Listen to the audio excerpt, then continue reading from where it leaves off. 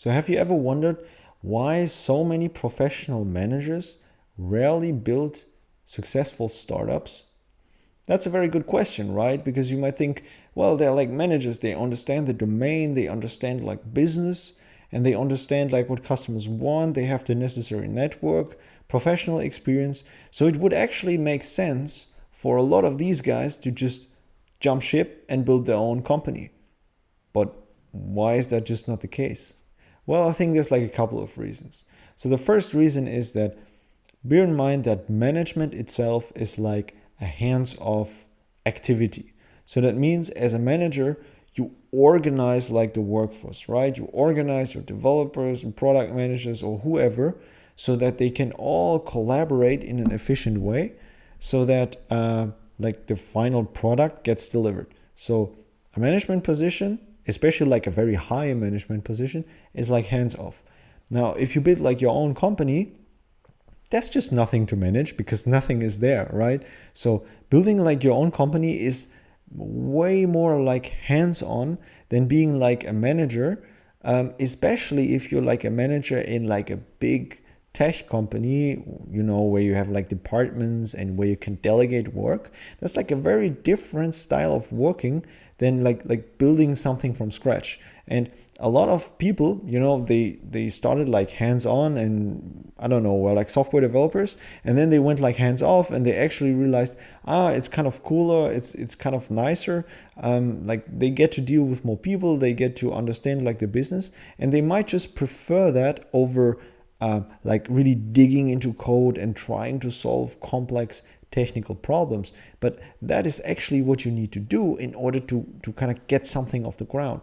Yeah, so the manager would basically need to move like from a hands-off position to a hands-on position. And if you haven't been like hands-on for quite a while, then this is like very hard because things have changed, Maybe previously you were like hands-on, then you were hands-off for quite a while.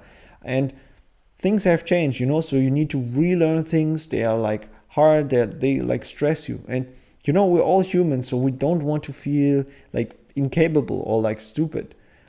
But that's like how you feel when you try something new or when you get into like a new thing. That's like totally normal and part of the process. But it's just more comfortable to kind of avoid that. And the second thing you need to understand is that managing something that already exists is like very different than like building something from scratch.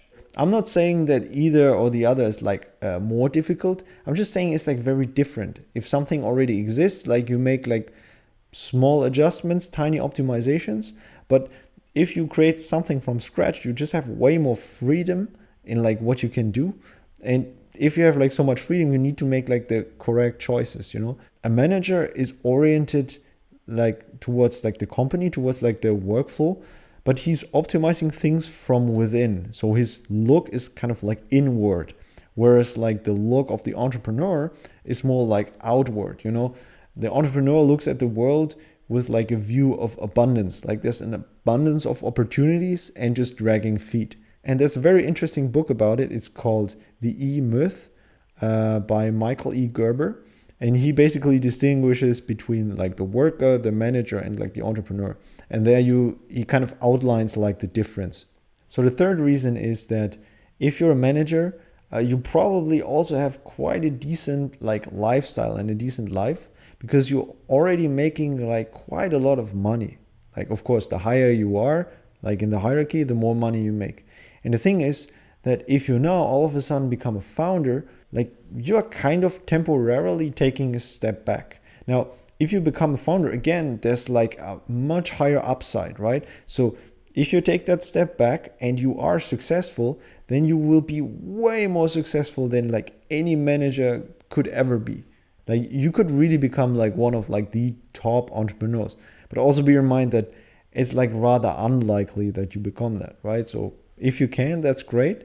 But always look at the odds. Like that doesn't mean that you shouldn't try, but it means that you should just be aware that there's like no guarantee that you will become like that successful. And that is like yet another thing, right? This loss aversion thing. So they know that they have come like so far in the organization and maybe they say, okay, if I stay here for like a while, then I can maybe make the next step. And if they now all of a sudden become like a founder, like then they are potentially throwing like these kind of things away, and they don't know whether they will ever be able to get to this level again. So that's yet another reason on why managers tend to rather like remain managers and rather try to climb up the hierarchy. Now, it's not always true. Obviously, you also have like people who just get out and then build something on their own. It's totally fine. But I would say the most common thing is that people remain like managers. Yeah, and another reason might just be the manager's age.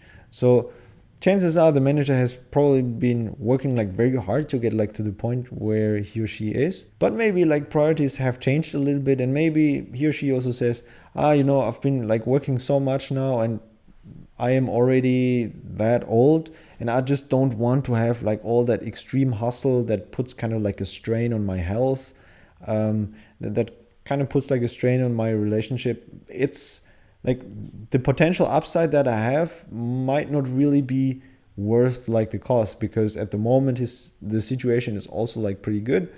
That's why a lot of people might just say, okay, it's just fine like as it is. Yeah, so these were a couple of reasons why managers tend to rather like stay in like the corporate world, and why most of them just don't start to build something new, right? Because they might not want like the hustle, their life is already pretty comfortable. They want to see their kids growing up and so on. So there are like different reasons.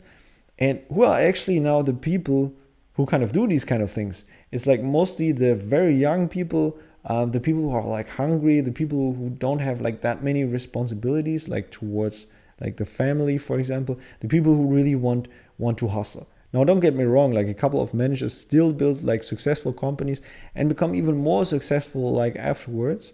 But the vast majority, I think, is just staying in the corporate world. And I just wanted to understand why they do that. That's my take on this. What do you think about this? Did I forget like any reason? Maybe also one reason doesn't make sense to you. Like, please leave me a comment below. You can also reach out to me on Twitter. My Twitter handle is @productioncoder. That's it pretty much. Subscribe to the channel and smash that like button, guys. Smash that like button if you know a manager, if you want to be a manager, if you want to be a founder. Smash that like button. It really helps with the algorithm. So thank you very much for watching, and I'll see you in the next video. Bye bye.